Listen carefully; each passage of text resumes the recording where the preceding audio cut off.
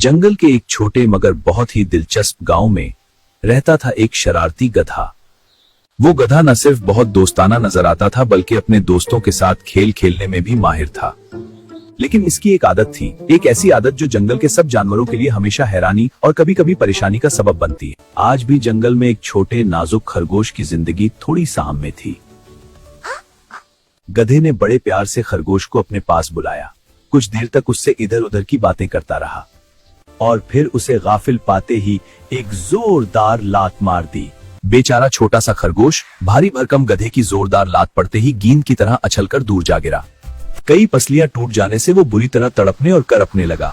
अपनी इस शरारत पर गधा बहुत ही खुश हुआ और जोरदार ठट्ठा लगाता हुआ एक तरफ को चला गया। गधे की ये शरारती आदत बहुत पुरानी थी। वो खड़े खड़े बुला वजह किसी को भी लात मार देता था। जंगल के भी छोटे बड़े जानवर उसकी इस शरारत से अक्सर परेशान रहते। कुछ बुजुर्ग और जहांदीदा गधों ने कई बार समझाया भी, लेकिन वो अपनी हरकतों से बाज नहीं आया। इसी तरह की बातों से वो नसीहत करने वालों को बेवकूफ बनाकर मन ही मन बहुत खुश होता है। इसकी ये याराना मुस्कुराहट भरी बातों से वो इसकी शरारत को ताड़ जाते और समझाते। बरखुदार, रिश्ते में हम तुम्हारे बाप हैं। अपनी नाराजगी का इजहार करने के लिए लात मारना हमारी फितरत है, लेकिन बिला वजह किसी को भी लात मार देना शरारत है, बुरी आदत है। बुरी आदत है।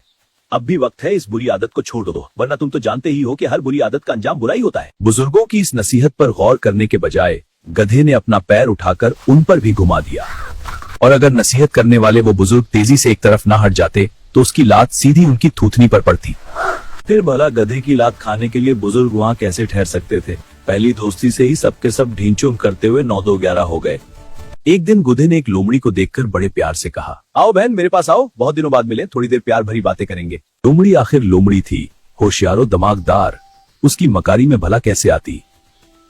वो उसकी झांसा देकर लात मारने वाली आदत से बखूबी वाकिफ थी। गधे की बात सुनते ही वो उसे देखते हुए बड़े प्यार से मुस्कुराई और दिल में सोचा, कमबख्त तू, मुझे क्या सिखाता है, मन नहीं हिला रहा। मैं खुद तुझे आज ऐसा सबक दूंगी कि जिंदगी भर के लिए अपनी ये लात मारने की आदत भूल जाएगा। लोमड़ी दिल ही दिल में सोच रही थी, तेरी इस बुरी आदत से दूसरे कमजोर जानवरों को हमेशा के लिए छुटकारा मिल जाएगा। ये सोचते ही लोमड़ी ने अपने चारों तरफ देखा, फिर दिल ही दिल में मुस्कुराते हुए बड़े प्यार से गधे से बोली, मेरे गधे भैया, मैं बहुत दूर से आ रही हूँ और बहुत ही थकी हुई हूँ। मेहरबानी करके तुम ही अपनी इस बहन के पास आ जाओ।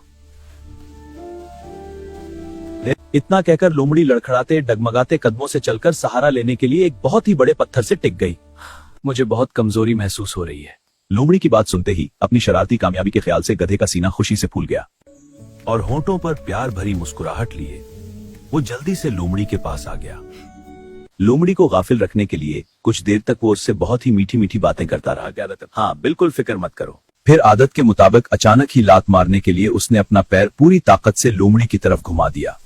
इस हमला के लिए लोमड़ी पहले से ही तैयार थी। गधे के पैर उठाते ही वो तेजी से फिर से दूर हट गई और गधे की जोरदार लात ठीक पत्थर पर पड़ी। इस हमला के लिए लोमड़ी पहले से ही तैयार थी। गधे के पैर उठाते ही वो तेजी से फिर से दूर हट गई और गधे की जोरदार लात ठीक पत्थर पर पड़ी। फिर जाहिर है पत्थर तो टूटने से अलबत्ता गधे के पैर की हड्डी जरूर टूट गई और वो जमीन पर ढेर होकर बुरी तरह तड़पने और पीटने लगा। लोमड़ी ने एक जोरदार कपका लगाया और बड़े ही शरारती लहजा में बोली, क्यों गधे भैया, तबीयत कैसी है?